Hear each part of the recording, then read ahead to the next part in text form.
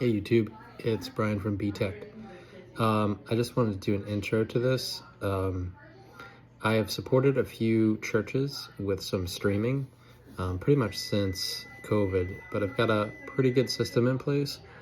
I did this video so that when we left, they'd be able to use this as training to be able to have people support the streaming afterwards.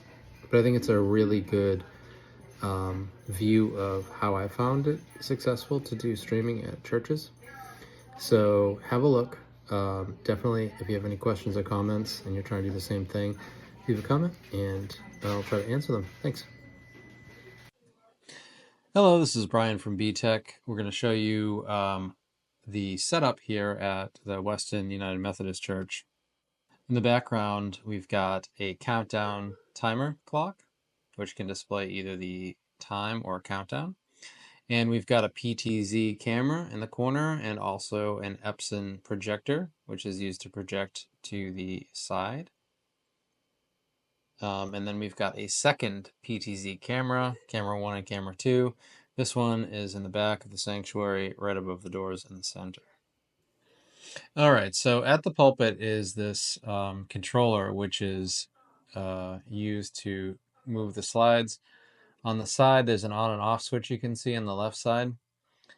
Make sure that is on. It also has a pointer, and then the up and down arrows will move the slides back and forth.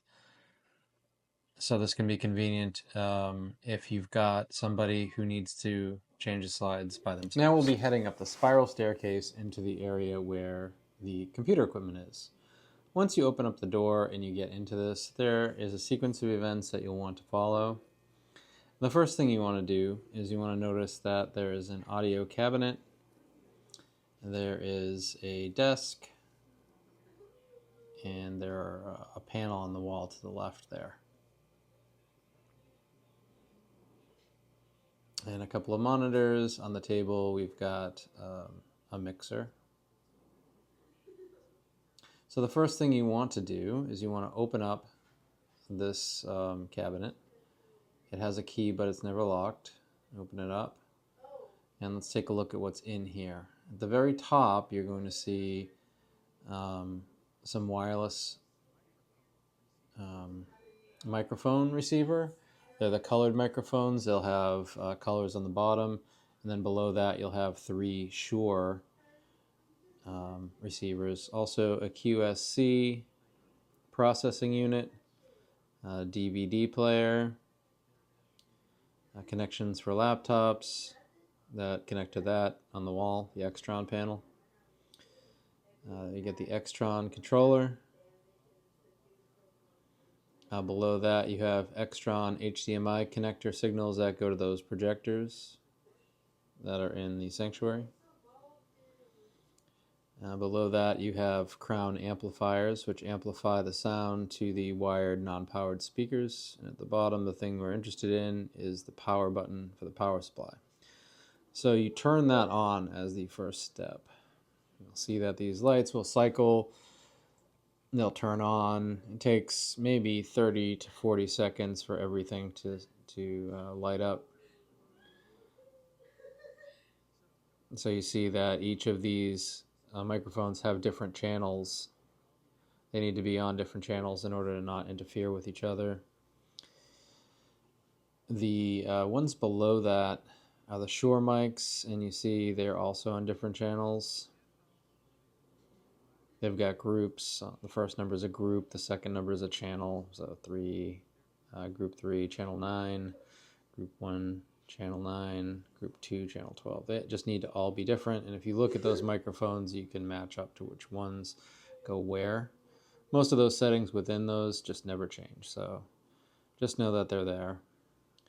On the Extron panel, number 3 input is the one that's lit up. It has something to do with what's selected on the wall, and the outputs basically go to the speakers. That's how you want to see it. HDMI lights are on. Lights are on the Crown amplifiers, so we'll go to the panel. What you need to do at the panel, we'll close this door.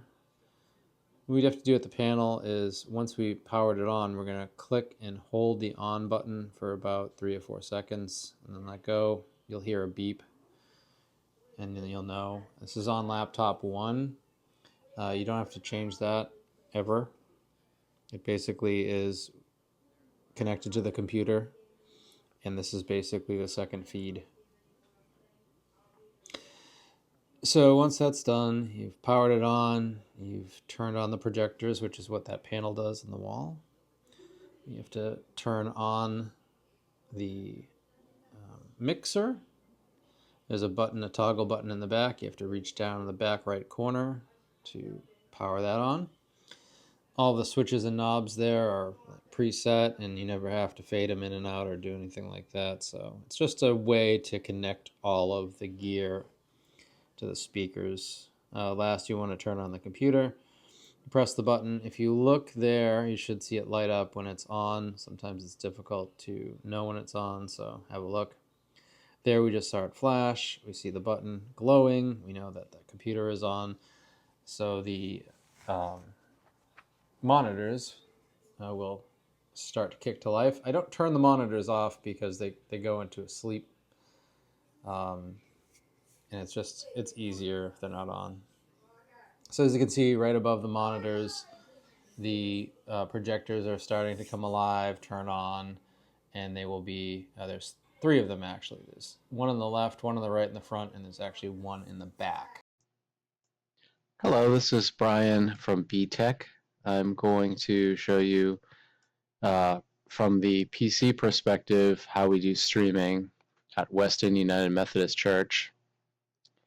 Should have already seen all the startup things that we went through, but there are a couple things that usually come up by default. One is OBS Studio.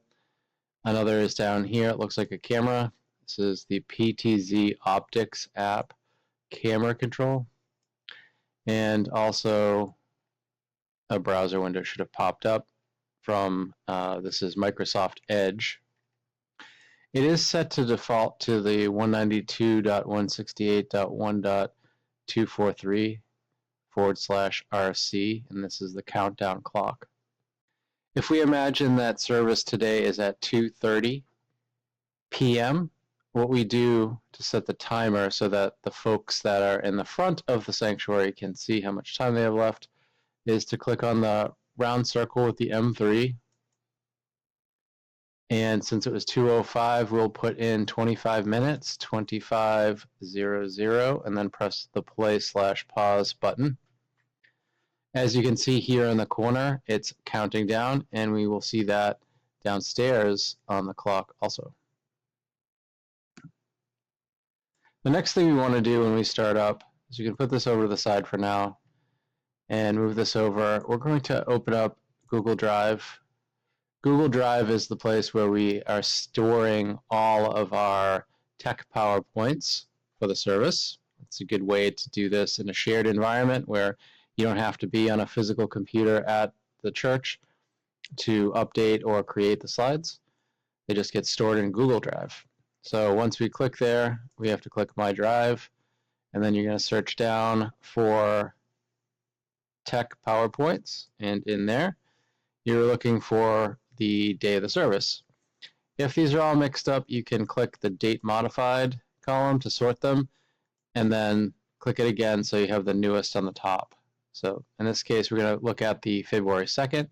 So I'm just going to left click this and drag it to the desktop. And we see it here. So at that point, I can close it and double click it.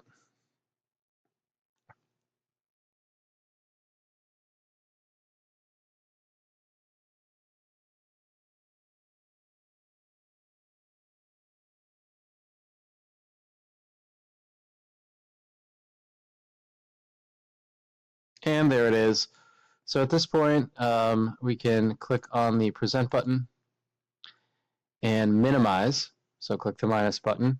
You should be seeing this, although I am going to use a separate way of showing you this, but we do have that open up fully on the left side, and I can see that it is actually projected on the walls.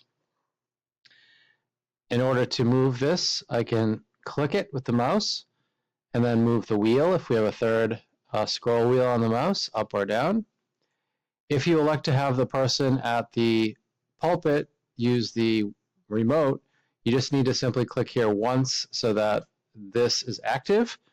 And then when they click the up and down arrows on the remote, it will actually forward it like you see here. When you want to kind of take back that control, you can just click off of it somewhere else. All right, so as you can see, that kind of goes over to the side. Anything we move goes over there. And I've got this as, this monitor is called PPT for PowerPoint. Okay, so let's start at the very left side, and we're going to go across. You see we have 22 minutes left. So Cam 2, these scenes will show up on this left panel. You have two panels here. You see this is a preview, and this is the program. The program is what gets recorded, or it's what gets streamed. Okay? So if we highlight Cam 2, we're going to have Cam 2. If we go to Cam 1, we're going to have Cam 1. PowerPoint, that's the left monitor. Split is interesting, and I'll show you that later. We do have a couple of custom things in here. Blue Christmas, special message, Christmas with a countdown, and welcome with a countdown. So let me tell you what makes up these scenes. Now, when you do streaming, you really don't need to know how these things are put together, but I find it helpful in case something goes wrong. If I move my mouse over here, you can see that there are these boxes that light up here. These are actually frames of objects. So if I look over on the highlighted scene, look at sources. If I choose Cam 1, the sources change. So when I have a selected scene, the sources make up the scene. Same here. We can see that there are things that look like folders, and if we click the arrow next to them, we find that there are actually things underneath it. Another thing I want you to notice is that there is an eye icon. It's either bright and white, or it's faded and a gray and has a slash. That means that it's not visible. So this side thing, as it's called, if I click the visibility, we see in the preview that it appears. If I click it again, it disappears. So I think you kind of get that idea. And if you pull this down, you can do the same thing with everything that's underneath. The give PNG, I can hide it, or I can show it. The black, hide or show. Or the whole thing, hide and show. The monitor, that is the left monitor, and you can move this if you want to somewhere else. It's not stuck.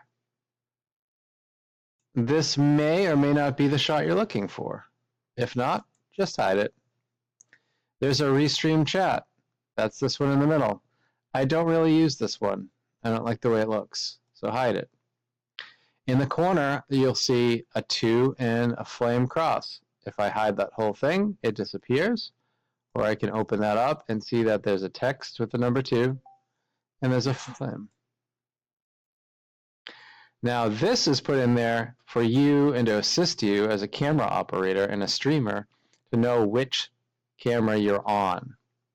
Because let's move, let's go over to the camera app, and we see that there are actually 8 different cameras buttons, but there are only 2 that are being used. So if you click any of these, it won't do anything. If you click camera 2, you see these presets. They look like thumbnails, kind of gives you a good idea.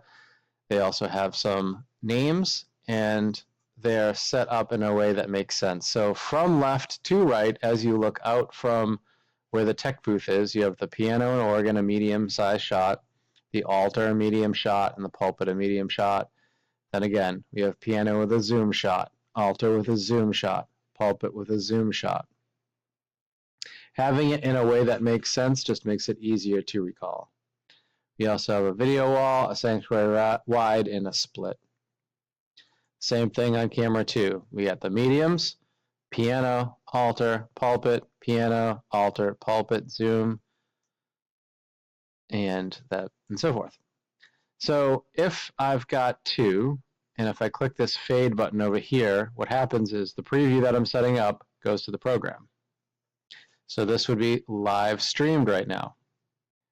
If that camera control disappears, just look down here and just left click it. I want you to see something. So if I think, I'm on camera 1 over here, if I think I'm moving this, I'm going to grab that by clicking it back there, and I am physically on camera 2, and I start either changing the scene or making moves manually with the arrows, or zooming in with the magnifying glass, or zooming out with the magnifying glass. This is all happening live, and typically we don't want that to happen. We don't want to move the viewer. So what would happen is that's why these are in the corner, just to give you an indication. So if I was setting this up for the pulpit, I would click camera 1, pulpit maybe medium. I'm getting that ready, and I'm ready to go. I'll fade that in. Now what you'll notice is when I do that, the program and the preview swap places. So this is great. So this was here, and I'm automatically set to here. If I want to move this because maybe I want the piano, I'll take the camera 2, and I'll go to piano, maybe zoom. Again, this is not moving, but now I have the piano up. It's not exactly where I want to be. It's too close in. I can just back it up with the zoom. And when I'm ready, fade in and swap. So when we fade, we go from preview to program, and these camera numbers are here so that you can set up the next shot using the camera app. If it disappeared and you can't find it, don't panic. Just look down in here in the tray for what looks like a camera, and there it is. Okay, so we can use the manual controls. We can get close with the presets or leave the presets, zoom in and out. So we have control. Now, one of the interesting setups here is the split. And I always get it wrong. It's camera 2. So we're going to move camera 2 to split, or even pulpit medium. I think that makes more sense. But you can imagine, and we'll just bring this up a tad bit, that maybe they're doing a call to worship, and I've moved my left mouse over to the left. As you can see, this is the PowerPoint, and I'm moving this. So maybe you want to have this going on while the person's there. Or maybe now we're going to a song, so we get into the song lyrics, and you want to go click on PPT and fade that in. How you make the stream work is totally up to you and how you feel. Imagine if you're at home watching this, or maybe even on a smaller screen, what you might want to do. Keep it interesting. Now, a couple of additional things that we can do, which are fun, is with the cam. So cam 1, let's take a look at that. There's a chat, just like you're used to seeing, except I like the way this chat looks better.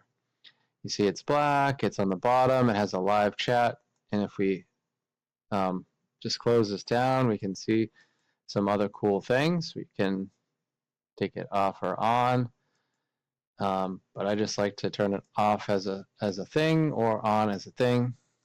We can transition that in, and when there's chatting going on with the stream, it'll show up here for everybody that's at home. Neat, huh? Let's go back to cam 1, and let's turn off the chat. And if we fade that, it just looks like it fades, which is kind of neat.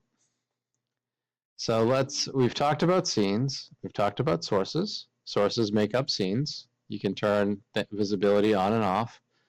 The audio mixer, there should always be a white icon here. If it is red like this one, it's disabled. This is disabled for a reason.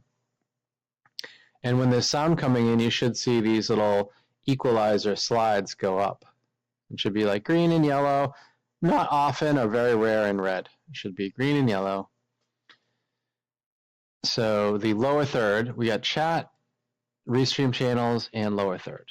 What do we do with lower third? So we can change the text here, or sometimes there are some text that's normal. We want to keep maybe the pastor. And two things to make this work. Make sure that the main setting switch is on, which it is by default. And then if you want lower third, which means it's coming out here, lower third of the screen. Number 4, just click this slider, and what you'll see is it will pop out here. Now there is some aspect of a timer here, but typically what I do is just leave it on until it feels like it's good, and then click it off. Now the good thing is, if I have camera 2 over here, and I turn this on, it's actually on both of the cameras. So if I move from this view to that view, this stays. It looks very professional. And we'll turn that off. Streaming. So when we start and we get all set up, we want to get streaming ready. The first thing we want to do is go to the stream channels. I'm actually going to move it over here because this really should be the way that you do things. Stream channels, lower third, possibly chat. So in the channels, the first thing you want to do is you want to, in this case, and in most cases for churches, they will be YouTube and Facebook. So the toggle switch here, and it's blue, means it's turned on. If it's clicked and it's faded, it means it's off. And what we want to do to begin with is click the edit button. And this is already set up for next Sunday the 9th, but you'll change this date. You can highlight that and Control C to copy. Make sure you click the save button. Go to the second channel. Highlight that or whatever was there. Control V to paste. Now you've got the same one on both channels. Very good. This is off, but I want to turn it on. So those are good and ready. So when you're ready to stream, you just come over here, and there's a button under Controls that's labeled Start Streaming. When you do that, it's going to do a couple of things. The first thing it's going to do is it will start the streaming, and you'll start to see information happen under the Restream Channels tab. And it should say online, and it should give you a count of how many people are watching.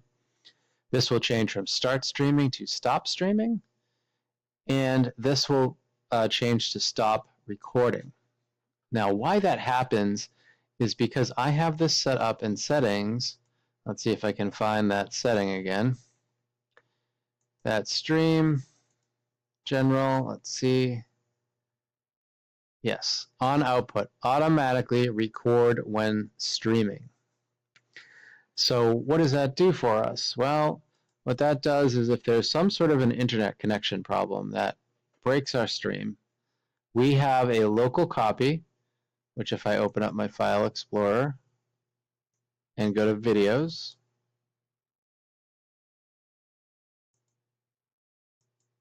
actually it's not under Videos, I am sorry. It's under New Volume and Worship Recordings. So drive E, Worship Recordings.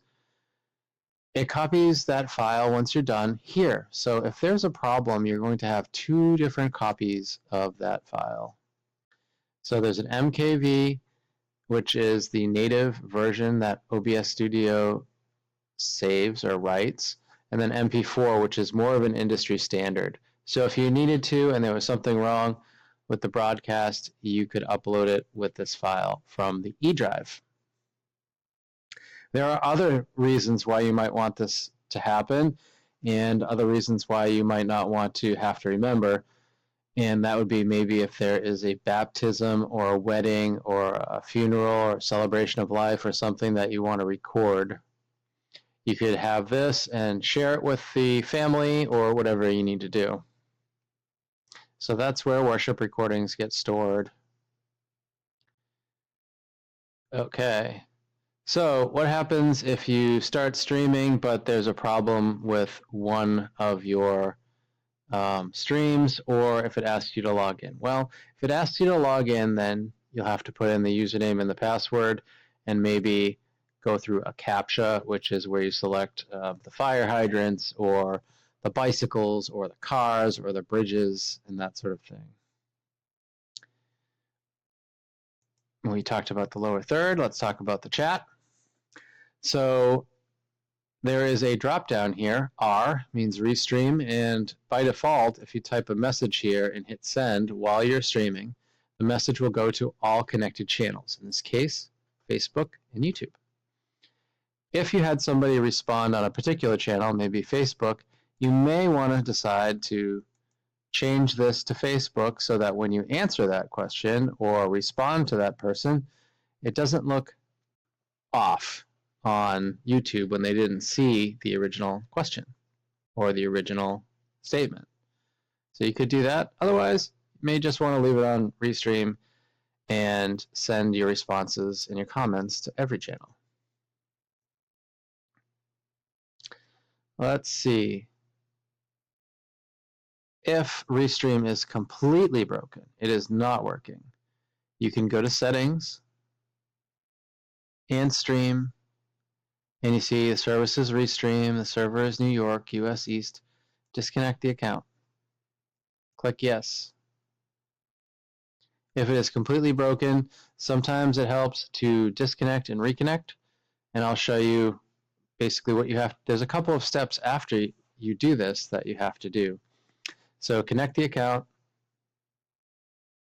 You may actually see this little dialog down there in where the typical streams, channels, or chat is, and you'll do the same thing. So you'll sign in with your account.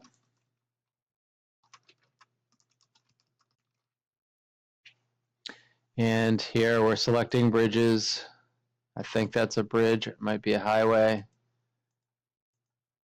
Is that a tunnel or a bridge? Sometimes they may appear and reappear. Let's see. Well, didn't like that. So fire hydrants. You see these fade. Maybe they'll come back with fire hydrants. Maybe they won't. Looks like we're good. Click verify.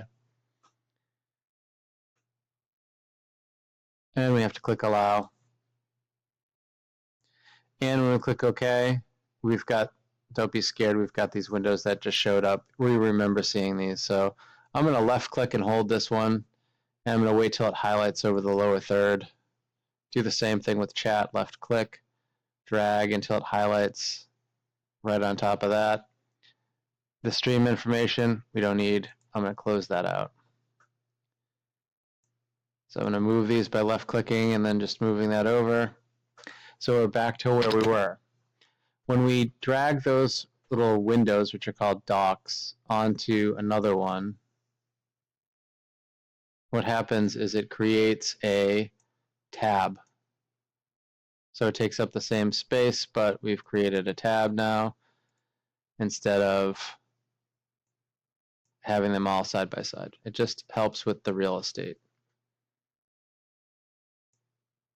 Maybe I'll even do that with the audio mixer. We don't usually have to touch that, so we can sort of leave it over there. The stream transitions, I don't really use that one except for this one.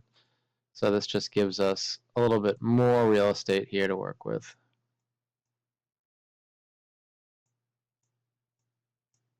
Okay, so let me reflect here on what we've got. So we have the preview. Anything we do here, we're setting it up. We're setting the shot up. The program is what we can transition into, which shows on the stream. I've got two cameras. We can tell which number they are by the lower right corner, and we move those by using the PTZOptics application in either the preset or the manual controls for movement and zoom. I'm going to minimize that. If you've lost it and don't know where it is, take a look down here. You'll see the camera, and just click it once with the left mouse, and it will be back to normal.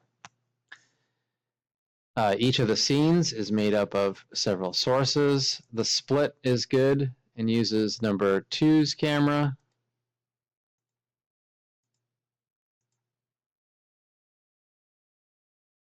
to have a good split between whoever's speaking and the slides.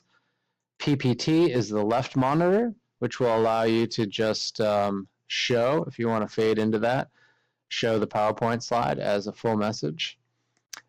We start and stop streaming. At the end, you can click the stop streaming. You're going to have to wait about 15 seconds and for it to finish multiplexing and saving to that E drive where you can find it later.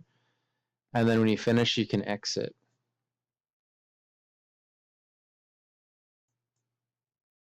And that's how you close the application. You can just click the X to close the PTZOptics. One thing I forgot to say, this is actually almost counted down to 0, but when it gets pretty close, what you'll do is click play pause, and that will stop the timer, and then click M1, will go back to the clock. And then when you're done with that, and you've finished that countdown, you can X out of that and close it up. Once you've finished with the service, you can tidy up the desktop by taking the service. Once we close it, by clicking Escape, or right-clicking